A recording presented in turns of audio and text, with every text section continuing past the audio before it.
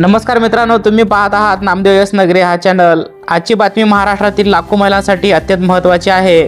मुख्यमंत्री माझी लाडकी बहीण योजनेचे 2 हप्ते एकत्र येणार का? संक्रांतीपूर्वी पैसे खात्यात जमा होणार का? या व्हिडिओत आपण जाणून घेणार आहोत संपूर्ण सत्य, अधिकृत अपडेट आणि नेमकं काय घडणार आहे, म्हणून व्हिडिओ शेवटपर्यंत नक्की पहा।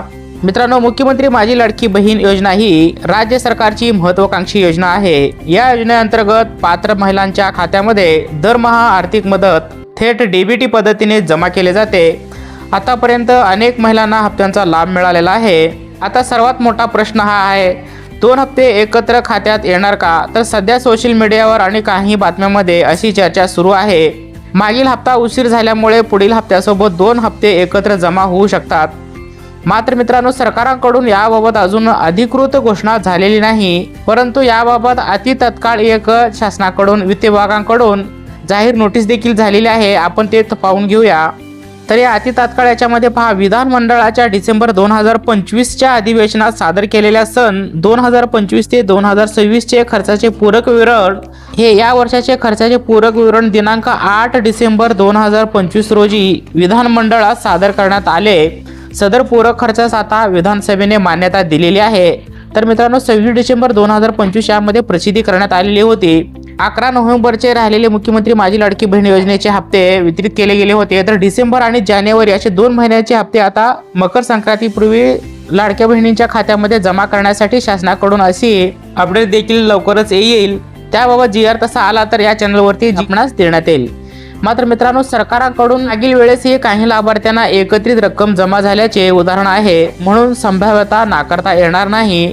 आता मकर संक्रांतीपूर्वी लाडकी बहीण योजनेचे 2 हप्ते हे एकत्र येणार 3000 रुपये। मित्रांनो, संक्रांती हा सण जवळ आल्यामुळे महिलांमध्ये मोठी उत्सुकता आहे। सूत्रांकडून मिळालेल्या माहितीनुसार सरकारकडून हप्त्यांची प्रक्रिया सुरू आहे। लाभार्थ्यांची यादी तपासली जात आहे। डीबीटी सिस्टीम देखील अपडेट केली जात आहे। जर सर्व प्रक्रिया वेळेत पूर्ण झाली असता तर संक्रांतीपूर्वी किंवा संक्रांतीच्या आसपास रक्कम खात्यात जमा होण्याची शक्यता आहे। मात्र तारीख ठरलेली नाही, हे लक्षात ठेवा। जी आर निर्गमित होईल शासनाकडून, त्याबाबत अपडेट आपल्याला या चॅनलवरती देण्यात येईल। त्याकरिता तुम्ही चॅनलला सबस्क्राईब करायला विसरू नका।